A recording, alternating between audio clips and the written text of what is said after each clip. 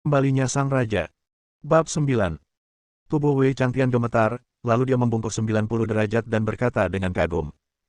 Saya mengerti Tuan Su. Awalnya Wei Changtian masih sedikit tidak yakin. Mungkinkah dengan statusnya, dia belum cukup menjadi bawahannya. Namun dalam sekejap, Wei Changtian teringat akan panggilan telepon kemarin lagi. Bahkan orang besar itu menghormati Tuan Su seperti dewa, jadi mungkin dia benar-benar tidak memenuhi syarat. Melihat Su Chen hendak pergi, Wei Changtian mengikutinya dan berkata dengan hormat. Tuan Su, jika Anda memiliki sesuatu untuk dilakukan di Linyang mulai sekarang, tanyakan saja kepada saya. Dalam kapasitas Anda, jika Anda melakukan semuanya sendiri, Anda akan menjadi kecewa. Kerusakan pada identitas Anda. Su Chen mengangguk dan berkata, memang ada sesuatu yang perlu kamu lakukan sekarang. Tidak peduli apa perintah Tuan Su, meskipun itu berarti pedang, gunung, dan lautan api, saya tidak akan pernah ragu. Setelah kejadian tadi, Wei Changtian tidak lagi berani menyebut dirinya bawahan. Bantu aku mendapatkan status SMA. Saya tahu Tuan Su, ayo kita lakukan sekarang.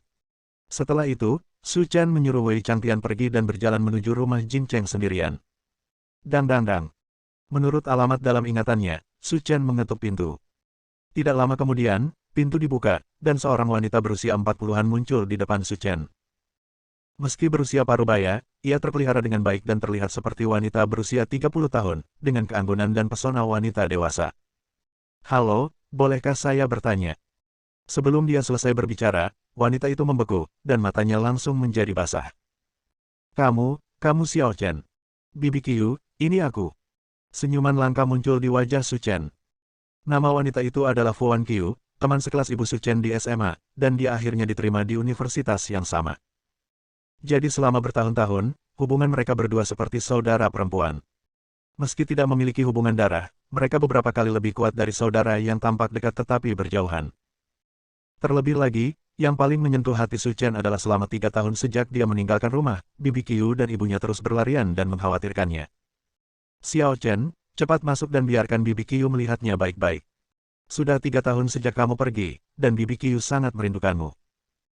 Kemudian, Su Chen disambut ke dalam rumah oleh Fuan Qiu, dan duduk di sofa di ruang tamu adalah seorang pria parubaya, berusia sekitar 40 tahun, mengenakan piyama dan berkonsentrasi membaca koran di tangannya. Su Chen teringat bahwa nama pria itu adalah Jiang Jiangang, dan dia adalah kekasih Fuan Qiu. Jiangang, lihat siapa yang datang. Fuan Qiu berkata dengan semangat setelah memasuki ruangan. Ini Su Chen. Jiang Jiangang, yang sedang membaca koran, berkata dengan tenang. Benarkan. Lihat, 3 tahun telah berlalu. Dia menjadi lebih tinggi dan lebih tampan. Jika dia berjalan di jalan, aku tidak akan berani mengenalinya. Setelah mengatakan itu, Fuan Qiu menyapa kamar itu lagi dan berkata, Xiao Hui, cepat keluar, saudaramu Xiao Chen ada di sini. Atas sapaan Fuan Qiu, seorang gadis berusia 18 atau 19 tahun keluar dari rumah. Meskipun dia tidak memiliki riasan, dia tetap cantik langka. Sialan, apa yang kamu bicarakan tentang saudara Xiao Chen? Kapan keluarga kita memiliki kerabat yang begitu miskin? Bagaimana kabarmu? Ini Su Chen dari rumah Bibi Zhao. Saat kalian berdua masih kecil, kalian sering bermain bersama. Ya, aku ingat, Su Chen lah yang kabur dari rumah dan berkata dia hanya akan kembali jika dia menjadi terkenal. Benar. Fuan Qiu berkata sambil tersenyum. Berbicara tentang ini, Jiang Xiaohui menatap Su Chen dengan ekspresi arogan dan berkata dengan jijik. Bukankah saat aku pergi, bukankah aku bilang aku harus terkenal? Kenapa aku masih memakai pakaian compang camping? Apa karena aku tidak bisa bertahan hidup di luar, jadi aku datang ke rumah kami untuk meminjam uang untuk upacara pemukulan gigi? Sudah larut Qiu, ngobrol sebentar saja. Kita harus pergi makan malam nanti. Jiang Jiangang berkata tanpa mengangkat kepala atau matanya. Apa yang kalian berdua lakukan? Xiao Chen akhirnya kembali. Kita belum selesai berbicara. Aku tidak akan pergi makan malam nanti. Pergilah, aku ingin mengobrol dengan Xiao Chen sebentar. Jiang Jiangang tampak sedikit tidak senang, apa yang perlu dibicarakan. Seperti yang dikatakan Xiao Hui, dia pasti tidak puas di luar, jadi dia berlari kembali sendirian. Anda. Juga, aku akan membeli mobil baru-baru ini. Aku tidak bisa meminjam uang keluargaku begitu saja. Aku mungkin tidak ingin uang hasil jerih payahku terbuang percuma. Jiang Jiangang berkata dengan ekspresi jijik. Ada apa dengan kalian berdua? Xiao Chen baru saja kembali menemuiku. Kapan dia bilang ingin meminjam uang? Bibi Qiu. Su Chen angkat bicara pada saat yang tepat, saya di sini hanya untuk menyapa Anda. Jika saya tidak bermaksud apa-apa lagi, saya akan pergi dulu. Tunggu sebentar, Xiao Chen, apa rencanamu ketika kamu kembali kali ini? Apakah ada yang bisa Bibi Qiu bantu? Jiang Jiangang sengaja batuk beberapa kali, seolah-olah dia sengaja berusaha mencegah Fu Wan Qiu berbicara. Bibi Qiu, aku tidak akan mengganggumu dengan urusanku. Aku akan pergi dulu. Awalnya, Su Chen ingin mengatakan beberapa patah kata lagi. Jika dia membutuhkan bantuan, dia tidak akan keberatan memberikan bantuan. Namun, ayah dan anak perempuan keluarga Jiang memandang rendah satu sama lain, yang membuat Su Chen merasa jijik, dan dia tidak ingin tinggal di sini sedetik pun. Setelah Su Chen pergi, wajah Fu Wan Qiu langsung berubah dingin. Apa yang kalian berdua lakukan? Xiao Chen baru saja kembali. Dia datang kurang dari 5 menit yang lalu, dan dia menyuruhmu pergi. Bukannya kita akan mengusirnya. Yang terpenting adalah, mengapa kerabat miskin seperti itu menghubungi mereka? Tidak ada gunanya sama sekali. Itu hanya akan menghambat kita. Jiang Xiaohui berkata dengan marah. Xiaohui benar, akhir musim gugur, kamu bisa berkata pada dirimu sendiri, aku pergi selama 3 tahun dan bahkan tidak melakukan apapun selama itu, dan sekarang dia tiba-tiba muncul lagi, jelas di sini untuk meminjam uang. Apa salahnya meminjam uang? Saya melihat Xiao Chen tumbuh dewasa. Dia adalah separuh dari putra saya. Apa salahnya meminjamkan uang kepadanya? Mengapa kita harus meminjamkan uang keluarga kita kepadanya? Terlebih lagi, orang-orang seperti dia akan memanfaatkan kelemahanmu dan memanfaatkan peluang. Mereka tidak hanya tidak akan membayarmu kembali, tetapi mereka juga akan menghentikanmu meminjam uang satu persatu. Harus menjauh, dan tidak ada kesempatan yang bisa diberikan padanya. Benarkah? Lihat bau di dalam rumah yang berubah dalam beberapa menit dia berada di sini. Aku harus menyemprotnya dengan parfum. Baunya tidak enak. Kalian berdua benar-benar akan membuatku kesal. Fu Wan Qiu tidak pandai berkata-kata dan kembali ke kamar dengan marah, tidak ingin berbicara dengan mereka lagi. Setelah keluar dari rumah Jiang, Su Chen bersiap untuk kembali ke Villa Haitang. Berderit. Sebuah suara. Pada saat ini, terdengar suara pengereman yang tajam, yang sangat keras. Hei, kenapa kamu mengemudi? Kakiku patah. Bab 10. Hei, sepertinya ada kecelakaan mobil di sana. Pergi dan lihat apa yang terjadi. Su Chen mendongak dan melihat bahwa kendaraan yang terlibat dalam kecelakaan itu adalah Maserati Quattroporte. Meski dikenal sebagai ratu mobil sport, mobil ini hanya berharga lebih dari 1 juta yuan dan hanya bisa dianggap sebagai entry level. Bibi, kamu baik-baik saja. Pintu mobil terbuka, dan seorang gadis jangkung keluar.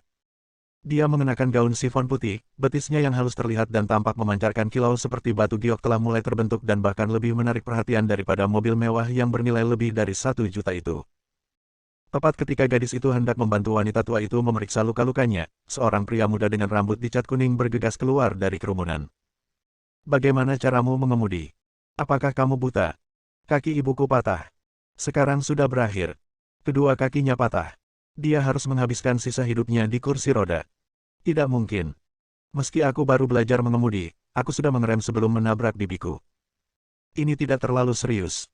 Meski dia mengatakan ini, wajah gadis itu terlihat cemas, karena takut terjadi kesalahan. Wan Chao, kamu berani berangkat setelah kamu belajar mengemudi. Kamu sangat berani. Pemuda berambut kuning itu mengutuk. Hei, tolong berhenti berdebat. Kedua kakiku hampir patah. Tolong berikan solusinya. Wanita tua yang duduk di tanah itu berteriak keras. Bibi, bagaimana dengan ini? Saya masih memiliki 5.000 yuan di saku saya, yang dapat saya gunakan sebagai biaya pengobatan Anda. Lihat apakah berhasil.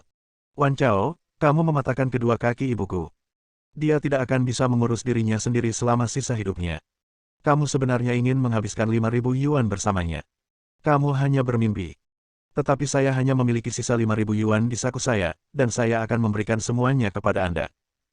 Pada saat ini, pemuda berambut kuning dan wanita tua di tanah saling memandang dan berkata, Gadis kecil, menurutku kamu bukan orang jahat, dan aku tidak ingin memeras uang darimu. Sekarang kedua kaki ibuku telah dipatahkan olehmu, kamu hanya perlu menemaninya seharga 500.000 yuan. Petik 2. Apa? 0,5 juta. Kerumunan penonton menarik napas dalam-dalam. Bahkan jika itu adalah pertemuan porselen, tidak akan seperti ini. Setelah mendengar nomor ini, Lu Yurou juga mengerti apa yang sedang terjadi. Meskipun dia tidak berpengalaman di dunia ini, dia masih mengetahui akal sehat dasarnya. Ini jelas merupakan penipuan. Petik 2. Jangan main-main di sini. Kalau berani main-main di sini, saya akan panggil polisi.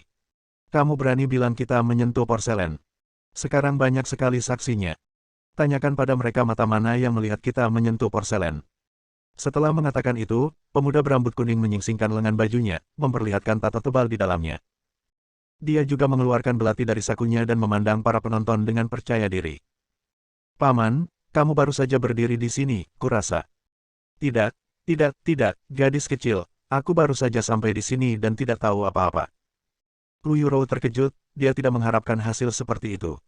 Nyonya, Anda hanya... Hei, lihat presbiopiaku. Kalau aku keluar tanpa kacamata, aku seperti orang buta. Aku tidak bisa melihat apapun. Ini. Lu Yuro tercengang. Ketika dia mengalihkan perhatiannya ke orang lain, dia menemukan bahwa semua penonton terintimidasi dan tidak ada yang mau maju untuk bersaksi. Menghadapi pisau berdarah itu, tidak ada satupun dari mereka yang mau keluar dan menimbulkan masalah. Gadis kecil, apakah kamu sudah selesai bertanya? 500.000 itu sudah harga persahabatan. Kalau lama dan menunda syaratnya, biayanya lebih dari 500.000 ini. Kamu menindas orang lain. Mata Lu Yuro memerah. Meskipun dia seorang pemula, dia sangat berhati-hati saat mengemudi dan tidak menabrak wanita tua itu sama sekali. Menghadapi pisau yang terang, semua orang mundur. Mereka hanya ingin datang ke sini untuk menyaksikan kegembiraan, dan tidak ingin terlibat dalam masalah ini. Meskipun para penonton berdiri di belakang, Lu Yuro menemukan ada pria lain yang berdiri di sana, tidak bergerak. Adik, kamu baru saja melihat. Wanita tua itu penipu. Dia sendiri yang melakukannya. Su Chen berkata dengan tenang. Begitu kata-kata ini keluar, seluruh tempat menjadi gempar. Baik tua maupun muda yang menonton semuanya memandang Su Chen dengan heran. Meskipun wanita tua itu adalah seorang pelacur, dia tidak bisa memberitahunya. Putranya masih memegang pisau di tangannya. Mendengar kata-kata Su Chen, ekspresi pemuda berambut kuning itu menjadi garang. Saya akhirnya bertemu dengan orang bodoh. Saya pikir saya bisa menghasilkan banyak uang, tetapi saya tidak menyangka bahwa anak itu benar-benar merusaknya. Pemuda berambut kuning itu memegang belati, menarik Lu Yuro menjauh, dan dengan berani menaruh belati itu di leher Su Chen. Nak, apakah kamu ingin mengatakannya lagi? Singkirkan pisaunya, atau aku akan mematahkan kakimu. Kau, benarkah dia? Ini menarik. Aku sudah berada di sini selama bertahun-tahun, dan ini pertama kalinya aku bertemu seseorang yang berani mengucapkan kata-kata kasar kepadaku. Dia sebenarnya seekor anjing kuning.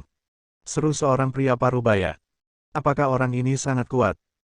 Tidak hanya dia hebat, aku pernah mendengar sebelumnya bahwa dia dijatuhi hukuman 5 tahun karena cedera serius.